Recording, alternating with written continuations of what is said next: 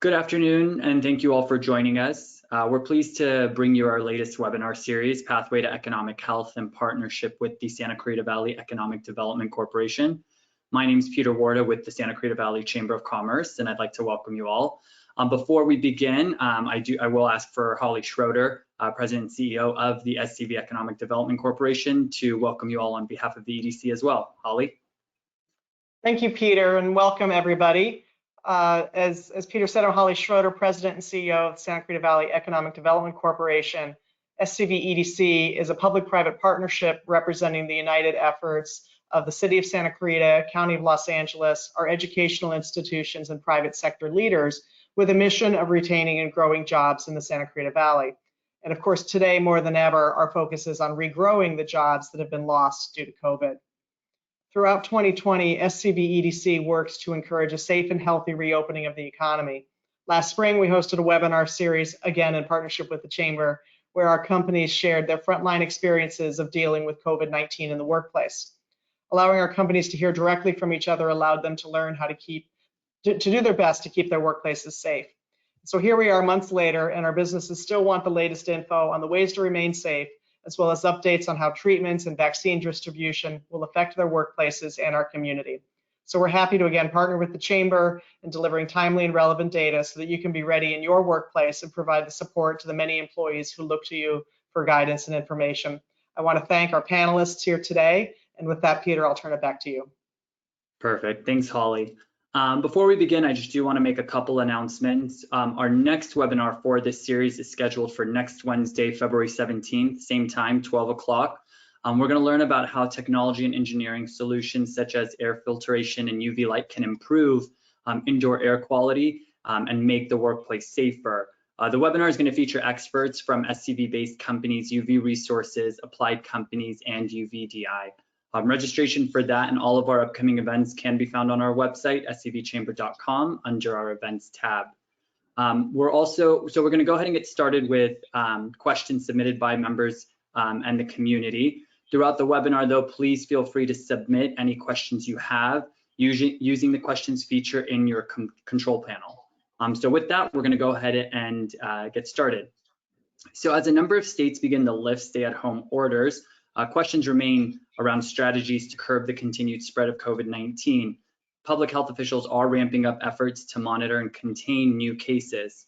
So today we're joined by Dr. Christian Raigosa and Dr. David Bronstein from Kaiser and Dr. Bud Lawrence from Henry Mayo as we host a Q&A panel and review questions about the vaccine, treatment, prevention, and what to expect going forward through the pandemic. But before we begin, I would like to just ask each of our panelists to quickly introduce themselves, and we'll start with Dr. Lawrence. Hi, good afternoon. Thank you for having me. I apologize ahead of time. I had technical difficulties with my camera, and I'm not as good looking as Dr. Bronstein or Dr. Raigosa, so it's probably a good thing. My name is Bud Lawrence. I'm the medical director of the emergency department at Henry Mayo. I'm an emergency room physician by trade, and I am the chairman of Henry Mayo's COVID-19 task force. Perfect, thank you. Dr. Bronstein? Hi, thank you. I wish my camera wasn't working, but no excuses today. But thank you for having me here. My name's Dave Bronstein. I am a pediatric infectious disease specialist for Kaiser Permanente. I work out in the Antelope Valley, and I'm in charge of the Palmdale medical offices out there. I'm also in charge of rolling out the vaccine distribution for the Antelope Valley, but I do live in Santa Clarita Valley, so my heart is here in Valencia here. Perfect. And last but not least, Dr. Raigosa. Thank you, Peter. Thanks for having me here today. My name is Chris Raigosa. I am a family physician by training. I am with Kaiser Permanente. I am an assistant area medical director here for the Panorama City Medical Service Area, which includes Santa Clarita, Canyon Country, as well as the Panorama City, Mission Hills, North Hollywood areas down in the valley. I also am a member of the chamber here, and I'm on the board of directors as well. And so I'm very honored to be here today. Thank you. Perfect. So thank you all. As we ask the questions, please feel free to jump in as you see fit. We'll just keep it as a casual conversation between us all. But I do want to start with Dr. Lawrence first, and then I'll go to Dr. Bronstein. Can you each describe your vaccine protocols and what is the best way for someone to make an appointment to get the COVID vaccine? So as you probably know, Henry Mayo is a county-approved pod. So we are a place where you can come and get a vaccination. Everything that we do, which sounds to be somewhat different from Kaiser, Dr. Bronstein might expand on that, but we are really governed by the county. So we have to specifically follow all the county guidelines in terms of which phase and which tier of which phase are eligible to get vaccinations, and which I should say, to be very clear to the audience, that is sometimes, if not oftentimes, contradictory to what the state government says. So keep in mind that locally, we need to adhere to what the county tells us who we can and cannot vaccinate. We're held to that. In order to get a vaccination at our clinic, you'd need to use the county website to sign in and find an appointment, which can be a challenge.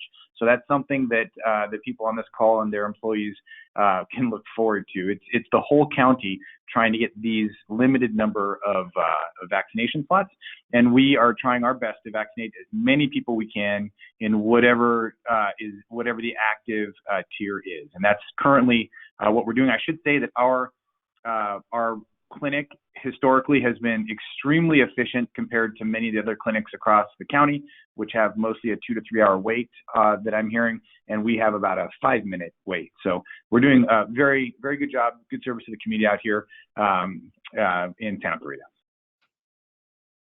Perfect. Dr. Bronstein?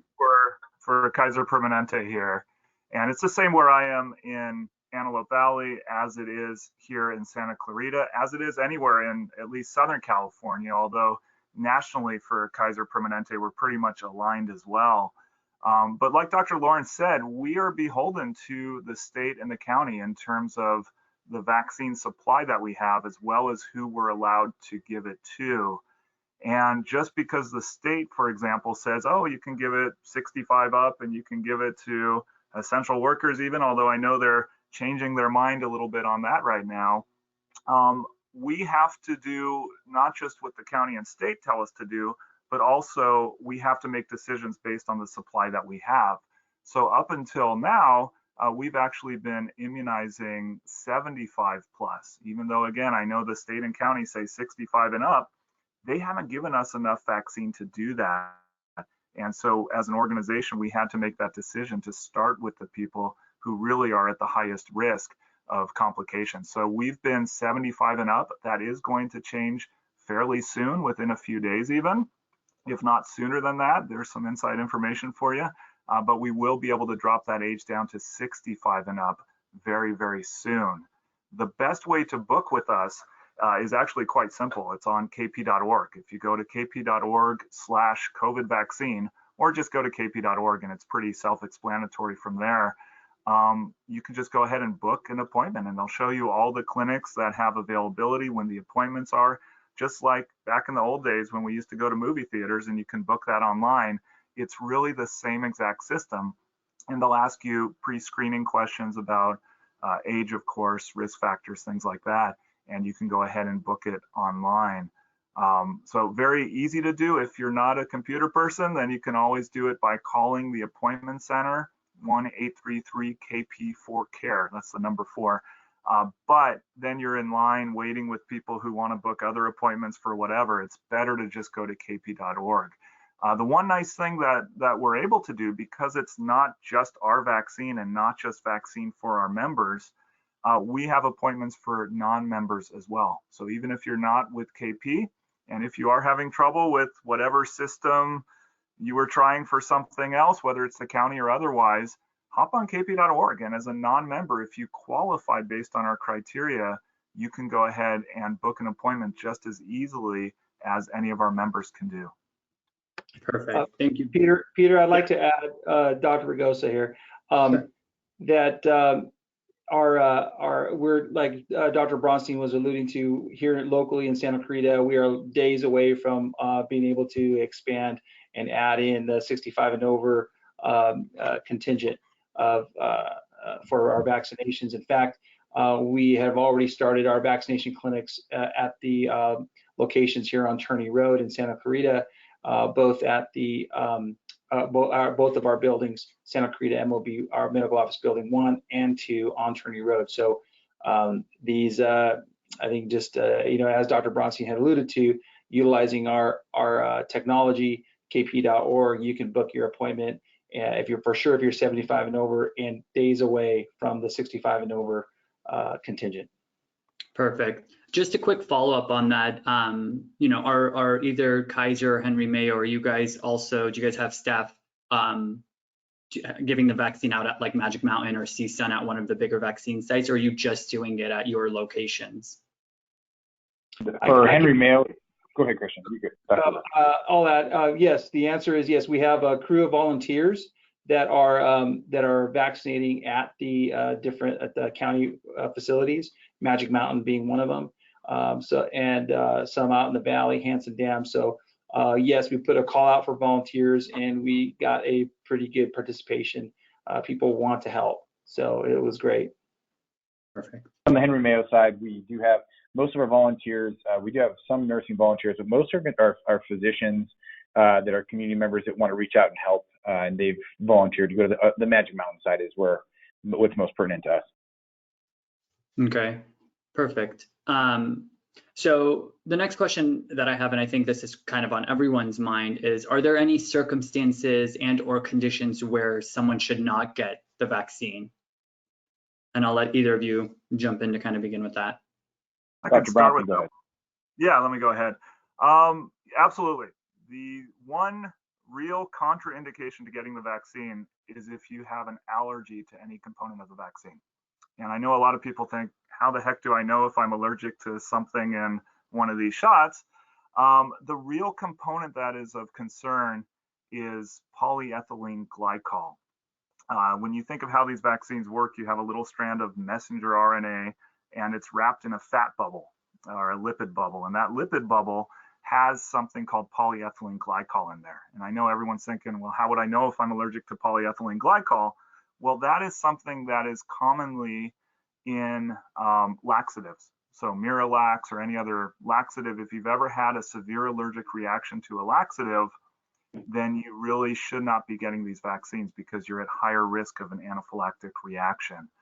There's also something called polysorbate, which can cross-react with polyethylene glycol. That's an emulsifier used in certain foods. It's used in ice cream. So if you've ever been told you had a severe allergic reaction to that, then also you should not be getting these vaccines. Any other condition, really, it is okay to get them. The one other exception would be if you currently have an active COVID infection or an exposure where you're supposed to be in quarantine for 14 days, or if you just had COVID and you're still in that 10-day isolation period, then you also should not be getting it. And it's not that it's risky to you in those cases. If you have COVID and you wind up getting a COVID vaccine too soon, we just don't want you exposing our staff, honestly. We don't want to be up in someone's face if they're giving you a vaccine and putting them at risk of getting the disease. It really wouldn't be harmful. It's just could be harmful to us.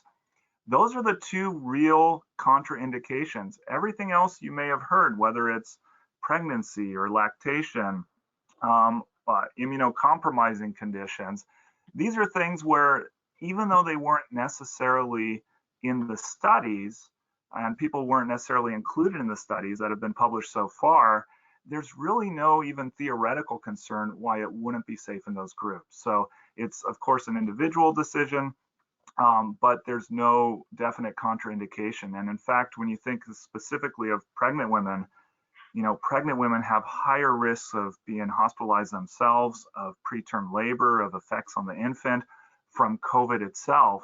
And we really need to do everything we can to protect them with the vaccine. So for a pregnant woman, especially if you're considered higher risk because of your profession, definitely talk it over with your doctor. But I think for the most part, immunizing would be fine and would be recommended. And the only other things I'd add to that are all of that, what he just said is perfect encapsulation. But also one of the main questions we're getting a lot of is, what if I recently had an immunization? So what if I recently had my flu shot or I recently had my shingles injection? That's another instance where not to not get the COVID vaccine, but you want to space that out so that your immune system has a proper immune response to the vaccine. So we've been recommending 14-day gap between any of these immunizations, which means that you probably don't want to get an immunization after your first dose of your COVID injection, your first injection. You don't want to get your shingles or your flu shot in between that. Just wait till you're done with the series so that you can make sure that your immune system is properly primed and ready to accept that vaccination and you have the best response to it, is really the only thing I would add.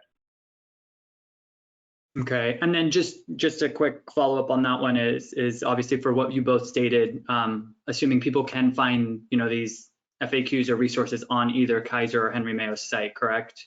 In regards to, allergies or whatnot, if I should or shouldn't take the vaccine? Absolutely. For KP, we've got that up on kp.org. And the CDC is actually a really great place as well. They have FAQs that are being updated all the time. I know that's where I personally go to get my information because things are changing very frequently. But yeah, absolutely. Look it up for sure. I would agree with that. And also the California Department of Public Health is a good resource, or the LA County Department of Public Health. And also Henry Mayo does have a resource from their front page that you can access. Perfect. Next question I have, and I know we touched on this again, our webinar last week was, the vaccine FAQs, myths and facts kind of a thing. But just to touch on it as well, because, we obviously have people who had missed it last week. If you've tested positive for COVID, do you still have to get the vaccine? And then just to add on to a second part of that is, if so, how soon should you get it thereafter? I can start with that. Essentially, the answer is yes. I mean, the feeling is, and remember, we don't have a whole ton of data on a lot of this stuff with everything with COVID, but the data that we do have shows that if you've had COVID, you're going to likely have a bigger and better, more robust immune response to the vaccination than you will do to the COVID infection on its own. So yes, they are recommending that. And like Dr. Bronstein said, it's not dangerous to get your vaccination in close proximity to a COVID infection. Otherwise, we don't want people to expose anyone, exactly like you said.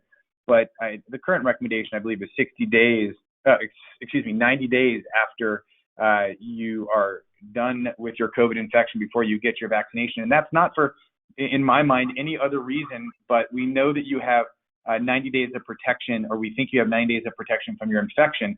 So there's such limited supply, like Dr. Bronstein was referring to, that I think we need to give the people who have zero protection against COVID an opportunity at the vaccine first.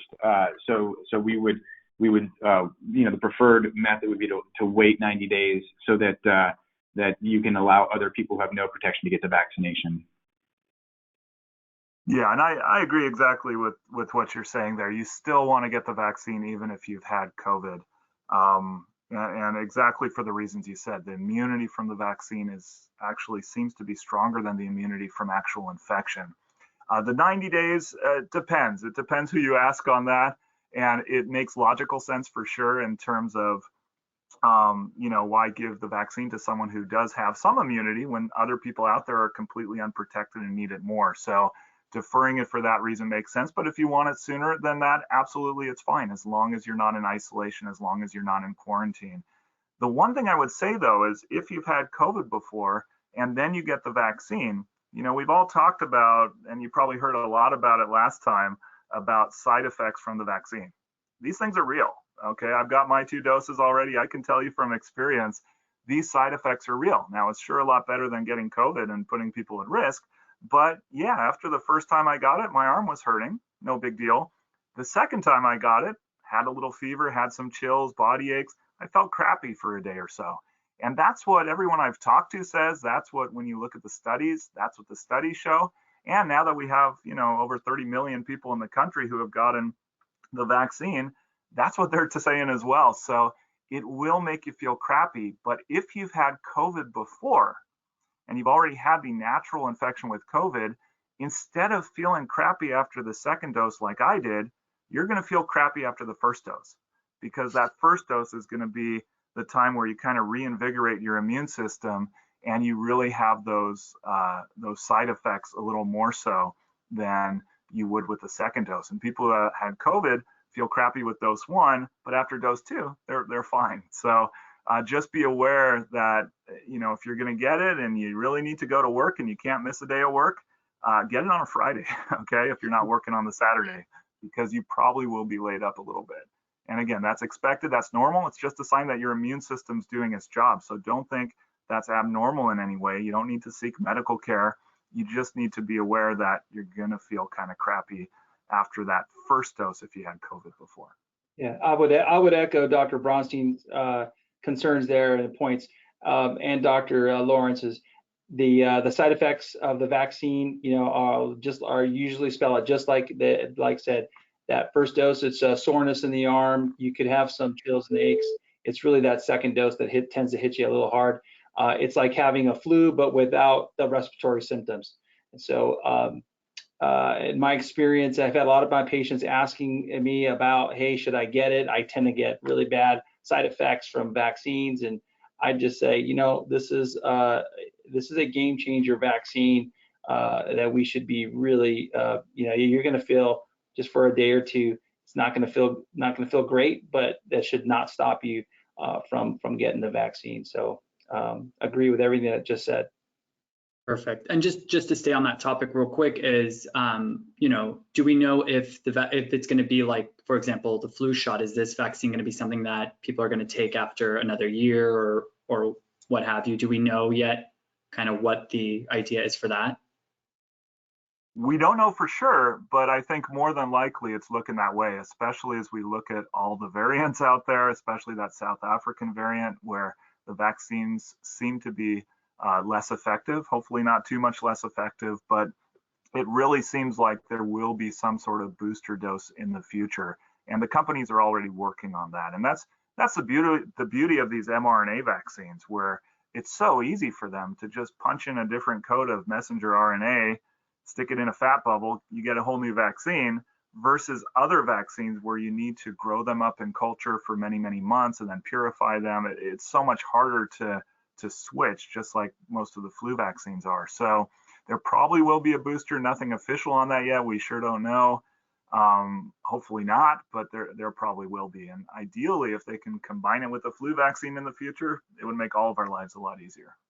So if I can add that the fact that we're seeing all these variants come out really underscores the importance of vaccinating, because if we left this unchecked, which it has been for about a year now up until the vaccination started, you have so much COVID in the world that just by sheer numbers, you're going to get more of these mutations.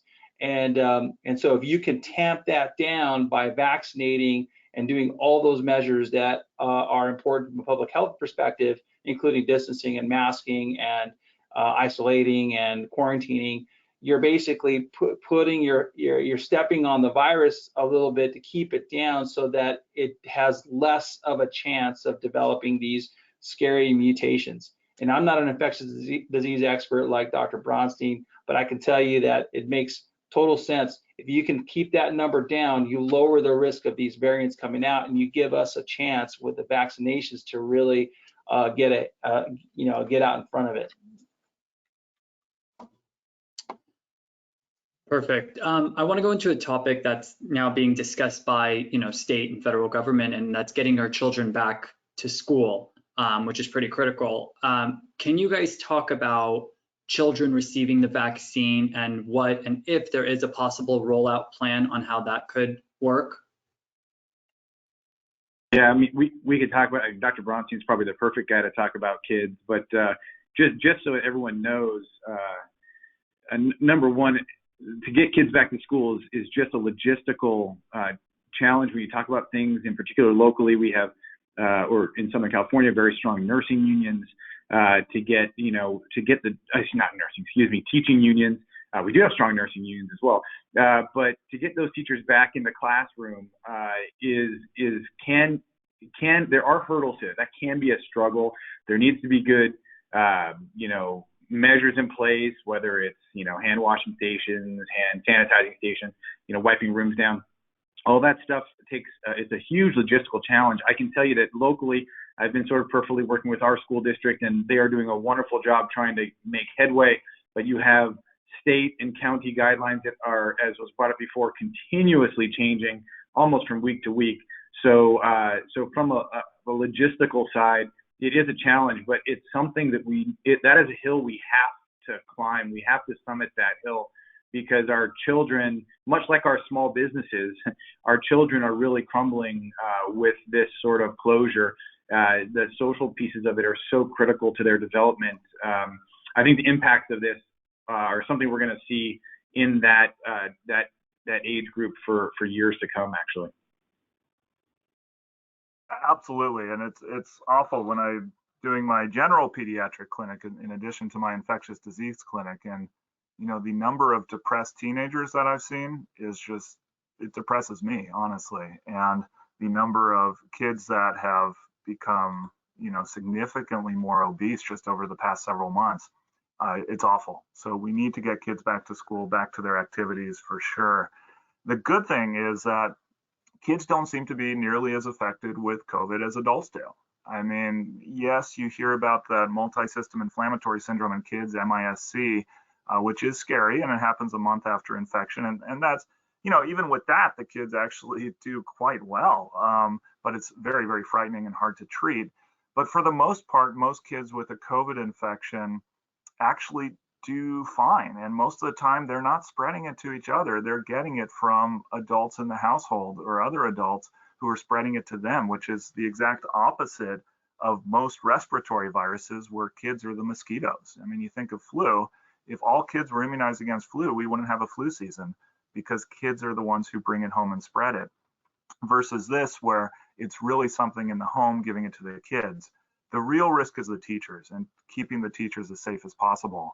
If we can immunize the teachers as quickly as possible, I do think that should be a priority. I know there's talks of opening schools before that even happens, and I understand the union concerns and the teacher concerns. I get it. But if that's a priority, I think it really should be. I think there's ways of doing things safely in school without the vaccine, even before the vaccine's rolled out. Just wearing a mask, or these days double masking seems to be all the fashion, but wearing a mask and, social distancing and all the things that we're doing on a daily basis. The beautiful thing about being in school is kids, for the most part, follow rules, and you've got teachers there and other people there to make sure the kids are following the rules and doing things safely. So if that mask is dipping below the nose, you can tell the kid, put it above the nose. And these are the things that can be done and done safely. With regard to the vaccine for kids, we definitely don't need to wait for kids to be immunized in order for them to be back in school. I think if we do that, that's a tremendous mistake.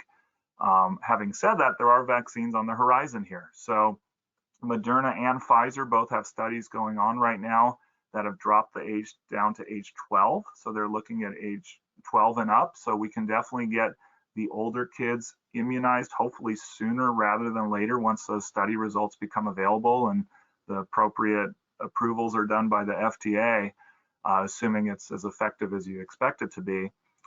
So that's something. And you look at the kids that do get the more severe infections, it is the teenagers. So that's really the ideal age to get them immunized as quickly as possible. Moderna, as of starting in March, they are going to have another study going that will be dropping the age down to age 6 months. So 6 months through 11 years old, to kind of bridge that gap. They'll be studying the vaccine in those kids. So they're having a little bit of difficulty recruiting, as you can understand, because it does put kids through lots of different blood draws and nasal swabs and vaccine pokes. But it's great. And anyone who's volunteering their kids for that, thank you, because we really need that information in order to protect the rest of the kids out there. So, that logically, we won't have anything until minimum fall or so in terms of the younger kids, at least. But hopefully some of those 12-year-old and up studies will come out not too long from now. Okay. And I should add one quick thing, is that from the teacher perspective, we're working actually a meeting right after this with the school district. Henry Mayo is working with the school district, much I'm sure Kaiser's probably doing similar work, to have the logistics of working through our school staff as quickly as possible so we can set that up. The moment that tier is approved, we're going to be moving forward as vigorously as we can to get those teachers immunized. Perfect. I want to move into the business community. Some questions surrounding that. And when an employee is vaccinated, are they completely immune? Do they still need to wear a mask, socially distance? What's kind of protocol after an employee gets vaccinated and is ready to come back to the workplace? So as of now, nothing changes. Nothing changes in terms of wearing a mask, washing your hands, distancing. None of that is changing, because even though the vaccines look incredible, especially the two that we're currently giving right now, have incredible efficacy in the lab and even effectiveness as you look at populations, like you look at Israel, for example, and they've immunized such a large part of the population, and it's making a tremendous difference. So it looks like these vaccines really work. The problem is we still don't have definite answers in terms of what is the impact on asymptomatic infection. So all the studies look at, did you get a symptomatic COVID infection? But what about people who got the infection but had no symptoms from it and never would have even known they got it? We don't know if they prevent that as much. We don't know if you can still transmit the virus even though you've had the vaccine. So could you still spread it to other people who haven't been vaccinated, who are still vulnerable? We just don't have those answers yet. Plus, you add into it the concern about the variants. And, true, they're only in a few states right now, at least the South African and the Brazilian ones, but that's where they've been detected. You got to assume they're going to spread quickly. And so if they have less effectiveness against those variants, that's another threat as well. And we just don't want resurgences of disease. So for now, the official recommendations and the common sense thing to do is to still do exactly what you're doing and not have two classes of people. One that says, hey, I'm vaccinated, so I can do whatever I want, but you got to keep wearing your mask and staying away from me and all that stuff. No. I mean, could you go out and hug your grandkids? Sure. Okay. I think that's safe. But in terms of working and being out in public, none of these restrictions, none of these mitigating factors are really going to go anywhere anytime soon, at least as far as I've heard. And I want to go ahead, Dr. Raigosa. Okay, thank you. Sorry, bud. I'd like to add that, as Dr. Bronstein was mentioning, these vaccines right now are incredibly effective. 95%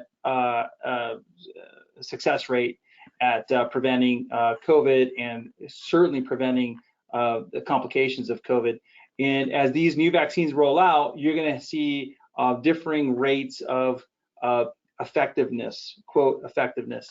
But what's common to almost all of them that are coming out, well, at least the ones that are out now and that are about to get the emergency use authorization, is that the vaccines prevent the death, morbidity, and the complications of COVID. So you may have a lower rate of, let's say, effectiveness in a vaccine. Maybe it's not as good as the Moderna or the Pfizer ones, but they are very effective at keeping you alive from COVID, at preventing you from being hospitalized with COVID, preventing the horrible complications, which include, blood clots and pulmonary embolism, and the severe, multi-organ system failure that you see with COVID.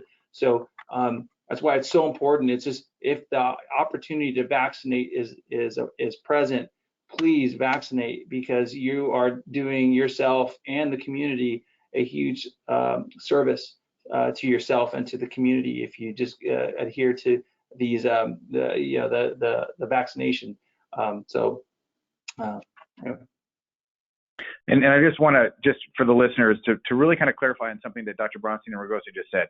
So the whole idea of wearing the mask and continue with your social distancing, all those things afterwards, is because really these vaccinations, as great as they are, they prevent significant COVID infection symptoms, essentially. So think about, you're not going to end up in the hospital on a ventilator if you've been vaccinated. Ideally, there's a very high likelihood that won't happen.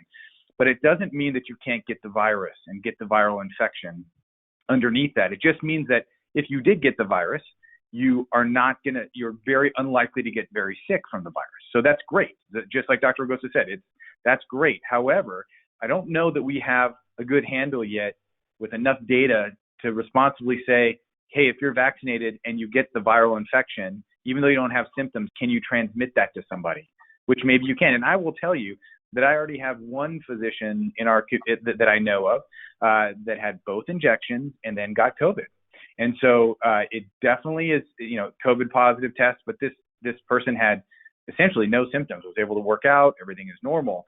So, but the question really is, how are you contagious? I don't know that we have all that data yet. I'm assuming that your viral load, the amount of viruses floating around your body would be significantly lower and that you wouldn't be as contagious, but I don't think there's enough data out there to really definitively say or give us a proper expectation. Maybe Dr. Bronstein has other information, but I think that's the important thing, is that it helps with the symptoms, make sure you don't have moderate or severe COVID, but in terms of the actual coronavirus, you still can get an infection. So I think that's important. And honestly, we're still sorting a lot of this out. I mean, definitely knowing if you can transmit the virus, after you've had both doses of the vaccine, we still don't know that. But even the protocols for workplaces, right before this I had a meeting where we were discussing, what do we do now that our employees are vaccinated? If they have an exposure at home, do we bother testing them anymore? Do we need to quarantine them?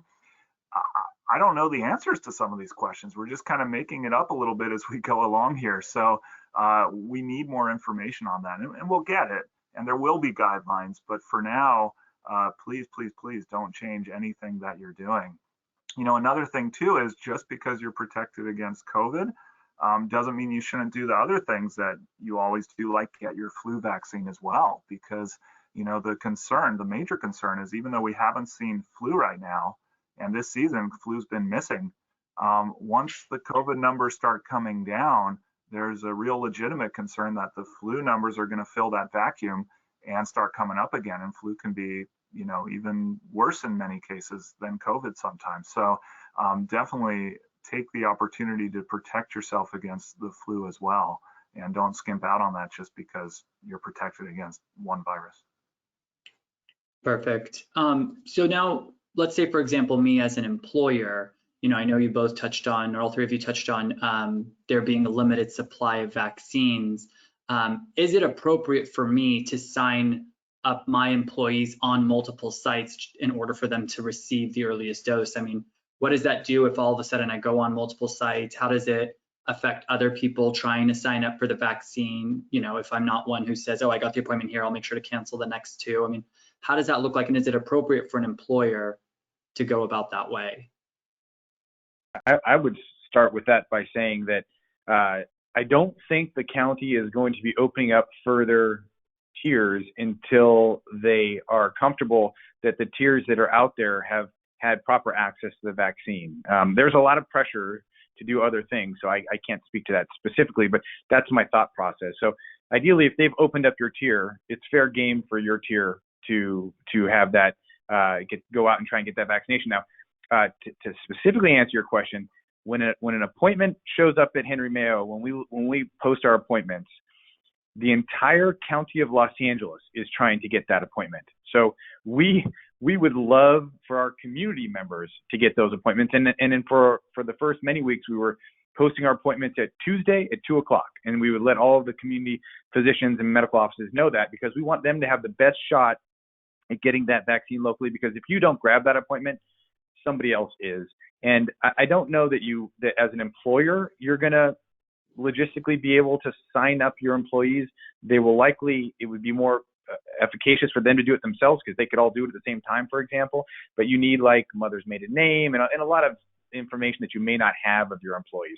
So, but I think this is a situation where you just have to be very quick, very diligent about when appointments open up. And if something opens up in South LA County, you should be okay to drive down there and get it, because you might not get it somewhere closer. It's pretty crazy. Yeah, I agree with Dr. Lawrence. I'm going to add that what we're seeing with our appointments that are booked, we're seeing most patients or most people that are in the community that are booking these appointments are actually following through and getting the vaccine. So it's not like we're having a ton of like just wasted appointments. Well, it would be awful for a situation like you were potentially alluding to, where somebody makes a bunch of appointments for one and then just forgets to cancel, because these are very sought after opportunities to vaccinate. And the patients that are coming in, I'm telling you, there's no like no shows. I mean, it just people sign up, they're getting this vaccine, and they're coming in and they're making sure that they're right in line when they're supposed to get that vaccine. And the good thing is, you read the newspaper stories or you hear in the press about vaccines going wasted, or companies working too slowly to give out the vaccine, for example. I can tell you from the KP perspective, my God, we are using whatever vaccine we've got. And, we've been hitting 80 to 90% of the supply we have has been given out. So we are, keeping our fingers crossed that we keep getting more supply, and we will. But we're using it up as soon as we have it. So it's not as though, we're just sitting on vaccine here. The other thing too to keep in mind is, just because you get your first dose somewhere doesn't mean you can't get your second dose somewhere else. And so I know we've had a lot of people come to Kaiser Permanente after having gotten their first dose at whatever site, and that couldn't get them the second dose because they ran out. And, we'll accommodate that. Obviously, we want to make sure that everybody's protected, because again, it's not just Kaiser vaccine, it's the county, it's the state vaccine that we want to give to everybody. So, yeah, don't worry if for some reason you get your appointment canceled on you and you can't show up. There are other ways to get the vaccine at that point.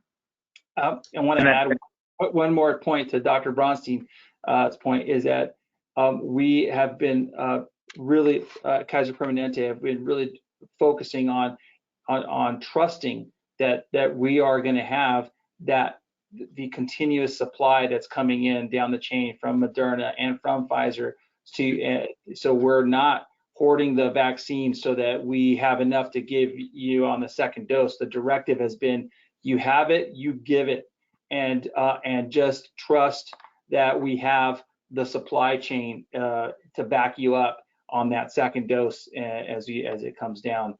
So it's really important, and just to underscore that point, that the vaccine is here, and there's no like hoarding it or waiting to give. We're giving it as we get it. And I would just also say that that at Henry Mayo, we have not wasted one single vaccine. I think we vaccinated over 1,100, 1,200 people. I would say probably the same goes for Kaiser. Those vaccines are finding a home. We also have faith in the supply chain, albeit shaky faith, hopeful that we'll be able to do that. But to that point, the CDC is kind of starting to, I think, relax the recommendations, are relaxing the time between the first and the second shot, because I think they're anticipating supply chain issues. So they're saying, oh yeah, well, if you can get it in, I think it's now 60 days instead of 21 or 28 days. And another important thing to bring up when you talk about getting your second shot somewhere else, like Dr. Bronstein said, please remember to tell your employees that if they've got Pfizer on the first dose, they should look for a Pfizer shot for the second dose. Now, I think there's some limited data out there. I don't even know if it's data. There's limited thought process out there that these two injections are so biosimilar that if you did get one in your first shot, Pfizer, let's say, and you got Moderna on your second shot, that it's very likely it would work just the same. But I don't know that there's any data out there that says that definitively just yet, although we probably will get some data, because that probably will happen to some people. But just know that there is a little bit of flexibility there in terms of the time period. Okay. Yeah, that's a great point, and thank you for mentioning that, because yeah, there's really no magic to 21 days for Pfizer or 28 days for Moderna. That's what was in the study, and that's why you have those different times there. Earlier is frowned upon because your body does need some time to make the first round of immunity before you start making the second round of antibodies. But later is fine. And some studies even show that waiting a little bit longer probably does give you a better immune response. So I know people get really concerned, oh my gosh, I got to get my second dose of Moderna exactly at 28 days. Not true. what I would say for the second dose is, especially if you haven't had COVID before, is schedule it on a day that you can miss the next day of work. So it's fine to delay it by even a week or so if necessary. So yeah, don't get too fixated on that interval. But like Dr. Lawrence said, absolutely know which vaccine you got, because it is not recommended to mix and match them unless you had absolutely no way of knowing what that first dose was. But that's why we all get the vaccine cards when we get our vaccine. So, and I would hate to shortchange the people at Henry Mayo's vaccine clinic. We did 11,000, not 1,100, 12,000 patients, not 11, not hundreds, it's thousands. Sorry. No worries. I just want to move on real quick to this next question, and this may be a legality question, but if either of you can answer it, is as you mentioned, Dr. Bronstein, you get your vaccine card after each dose. Can an employer request that card as proof to allow you back to work? Yeah, so that really becomes a legal question. And I think from most of at least what I've been reading right now, and we all have that same question. If we're working in healthcare and if a nurse isn't getting the vaccine, that's not ideal. We want to make sure that we're all protected and that we're protecting our patients as well. But the reality is most places aren't going to mandate it yet, because the vaccines have emergency use authorization, but they haven't been fully approved yet. And until you get full approval, I think it would be standing on pretty shaky ground to actually mandate the vaccination. So as of now, most places have shied away from that. I know some, you read stories about people trying to do that. But for the most part, I think most would wait until you get official full authorization from the FDA before any sort of mandate is further discussed. So right now, probably not going to be mandated. So as you guys know, Santa Clarita is obviously a very tight-knit community. We all work together. I know a lot of people miss being, at in-person events with each other. Earlier, we did talk about, as, for example, me as an individual, if I got the vaccine, do I have to wear a mask, socially distance, all that stuff? But on the other end is, what should we expect once vaccinations are in a majority of the population? Same rules apply, still socially distance, wear masks, maybe don't really expect the return of in-person events, or is that a bit of a game changer, sort of say? I would say that the vaccine is definitely a game changer in terms of particularly the impact on the healthcare industry, in terms of the experiences you've seen in places like Italy and New York, and actually most recently in Los Angeles.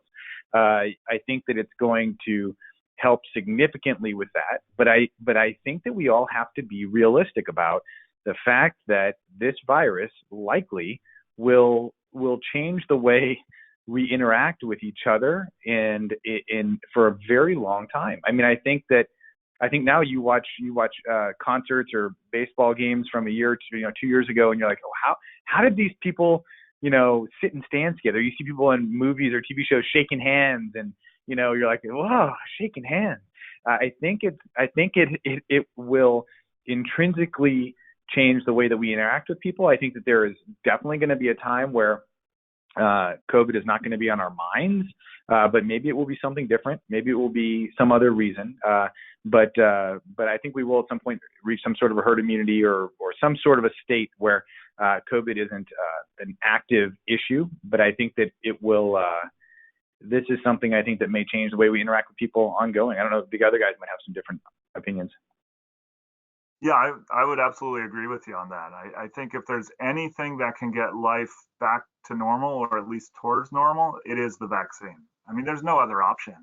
If you think about this disease that we have, where it's easy to spread from person to person, you spread it before you even know you've got it. There's no good treatment out there, despite what you may hear. Those of us in healthcare know that there's no easy way to treat it.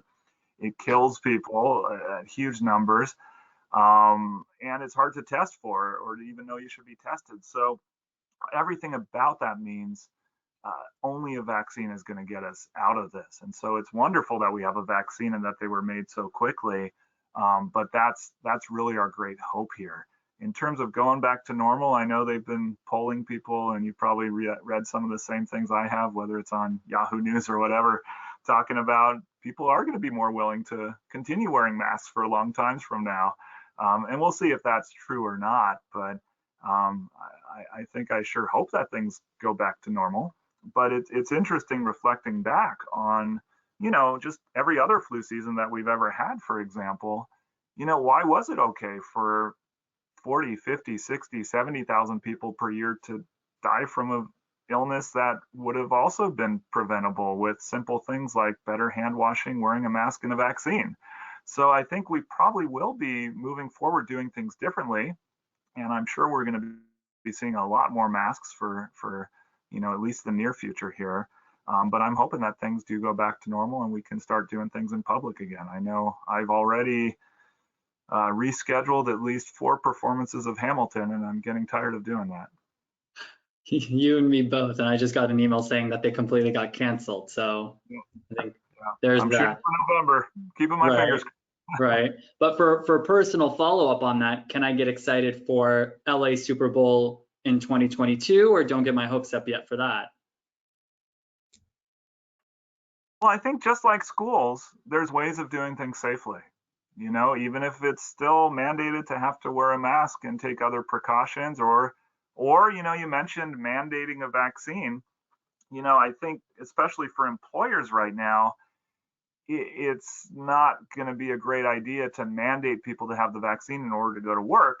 But for things like travel, for things like events with lots of people, I could see a world where you've got to show your proof of immunization with either a card or more likely something digital on your iPhone, to be able to do certain things that you couldn't otherwise. So I think there are safe ways of doing it, and I can't imagine canceling a whole Super Bowl. So I'm keeping my fingers crossed for that too, and hopefully we'll have the Rams in there. Just a little side note on that. I think that certain sectors of of various communities have fairly high declination rates for the vaccine currently. And I could see a situation like Dr. Bronstein speaks about, where the government, not even employers, but from a government standpoint, in order to kind of quote unquote mandate the vaccine throughout the country, to really curtail things like travel, eating out, or going to events without some sort of a vaccine passport or immunization passport. And that could be, I could foresee the government perhaps using that technique to really increase the penetration of vaccination throughout the country. I'm not saying that would even happen, but that's something that I've thought of and others have brought up as well. Yeah, the reality is legislation probably matters more than anything.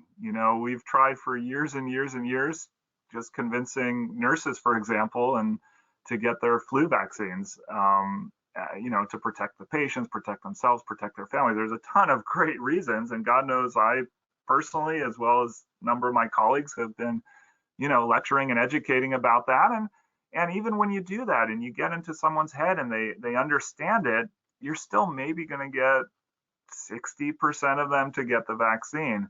As soon as they made laws about having to wear a mask if you weren't vaccinated, this is before masks became so necessary and fashionable.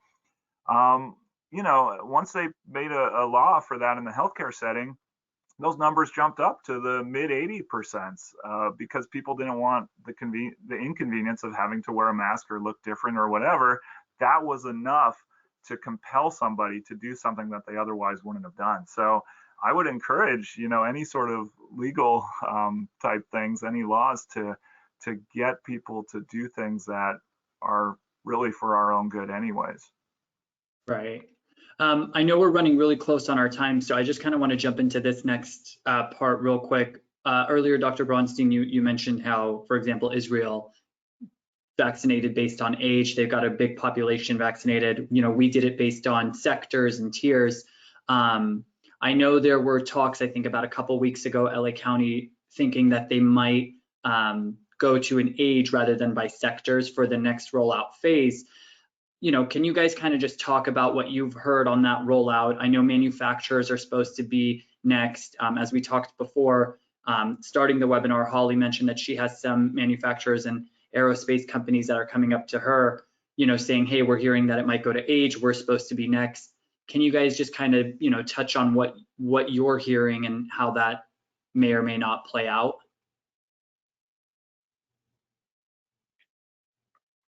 I personally don't have any inside information on that. I think I hear the same thing that everyone else does right now.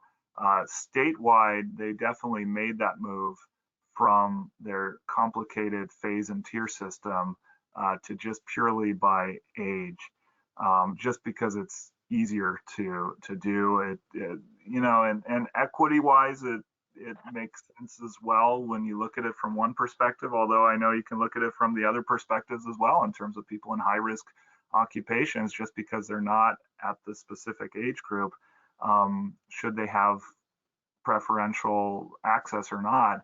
And so I see it from both sides. I don't know locally, county-wise, exactly what's going to be decided or what has been decided, but it sure feels like everyone's moving towards age more so than those other tiers. And when you look at the tiers, I know first you would have education and you would have,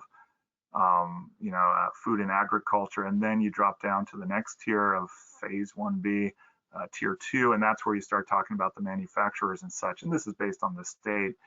But again, everyone seems to be moving more age-wise. And all I can say is the other vaccines that have yet to be approved, like Johnson & Johnson, AstraZeneca, Novavax, they can't come fast enough, because it sure would be great to have more of a supply so we don't even have to think about these things. Yeah, I agree with that. I think that I don't have a good insight into that, and partially it's because it changes, if not daily, weekly at the minimum. And so, and we saw moving to an age, based system, there were challenges even with the healthcare rollout. Initially for medical offices, we had people coming in with letters saying, oh yeah, my grandmother who is in a wheelchair sees patients in my office. And you're like, yeah, sure she does, but she has a letter on the letterhead saying that she works now. And so we have to, and it's not our job to police that. People attest to this on the county website. So there, I don't want to call it fraudulent, but there was a lot of maybe leniency taken with this approach. And so then they took away the letter and they said, you have to come in with the W-2. So I think that the county is learning from their missteps and what has been successful and what hasn't. So I'm sure, I'm not 100% sure, but I'm confident that we will see changes in perhaps the phases and tiers as we move down the road, and maybe a wholesale reinvention of the system just because of those types of challenges as well. Perfect. So just real quick to close on that, and this is a question that came up during the webinar itself, is how can how can someone recommend or encourage their employees, or I guess family for that matter, whatever it may be, to take the vaccine? The question that came in stated that there was a poll that came out about construction workers are least likely sector to be willing to receive the vaccine. Are there handouts that, Henry Mayo, Kaiser have, or, what can kind of be said for somebody to encourage someone else to take the vaccine? At Henry Mayo, we don't have handouts or anything to encourage that. I think to this audience in particular, I think the argument has to be is that if we don't move to a new state where vaccination is prevalent, this directly affects, for most businesses, their business model, their reimbursement, their ability to hire people, which means that if you're an employee of some business here locally, and this business doesn't do well, you have a chance of losing your job. That is a very real thing we're seeing in small businesses across the country and obviously locally. So I think the impetus locally has to be, listen, we want this business to be successful so we can provide you your paycheck. And part of that is getting this community back to normal. And part of that road to normalcy is vaccination. And I would add also that it's so critical that we have good information available to our community. We've seen so much bad information during this whole COVID crisis and misinformation, and it's sometimes you don't know who to trust and what to act on, what not to act on, what medicines work or what not. So it's this is a real threat, and it has been a real threat, and people die from COVID. I mean, all the time, and people get super sick from COVID. So we all have to do our part to educate ourselves. and especially in the business community, to really understand how prevalent it is in our society, and these are slam dunk measures to rid ourselves of this this problem that we're facing. So good educational program. I know at Kaiser, if you go on our Kaiser website, if you go to LA County website, CDC, the information is there, English, Spanish, multiple languages. You could educate yourself, and if you're an employer, you can allow give your employees opportunities to educate themselves. So that would be my recommendation. And I think I agree with everything that's been said. And in addition, just leading by example. I mean, get your vaccine, show people it wasn't that bad. That's the key. And we're seeing that. You look at the hesitancy numbers immediately before people started getting the vaccine. And now you look at it after we've got, at least 30 million individuals who have gotten the vaccine. Those numbers are changing, and people are a lot more willing to do it because they know people who got it. They see people who got it. They say, oh, it wasn't that bad. And I think people are becoming a lot more comfortable now. Having said that, equity is a huge issue, and we really do need to go above and beyond to reach out to communities of color and those who are hit hardest by the pandemic, but also are the least likely to get the vaccine for, good, legitimate historical reasons. And we need to do whatever we can, like Dr. Raigosa said, to educate and also to show that we did it, you can do it too. Perfect. Well, I want to go ahead and thank Dr. Lawrence, Dr. Bronstein, and Dr. Raigosa for being here. Thank you guys. But more importantly, I do want to thank the full Henry Mayo and Kaiser team and all the frontliner workers. They've always had an important role, obviously, but for almost exactly a year at this time, they've really been in the trenches and working tirelessly to make sure our community is safe and healthy. And for that, I think I can speak on behalf of the full Santa Cruz Valley community and say thank you to you guys and thank you to your guys' full teams. If you have any other questions, or if we were unable to get to your question, please email hello@scvchamber.com. We'll do our best to reach out to any of the doctors and get you the necessary information. With that, thank you all again for being here. Be safe, be healthy, make sure you're adhering to the most up-to-date guidelines, and we'll see you all at our upcoming events. So thank you guys. Thank you. Thank you. Thanks a lot.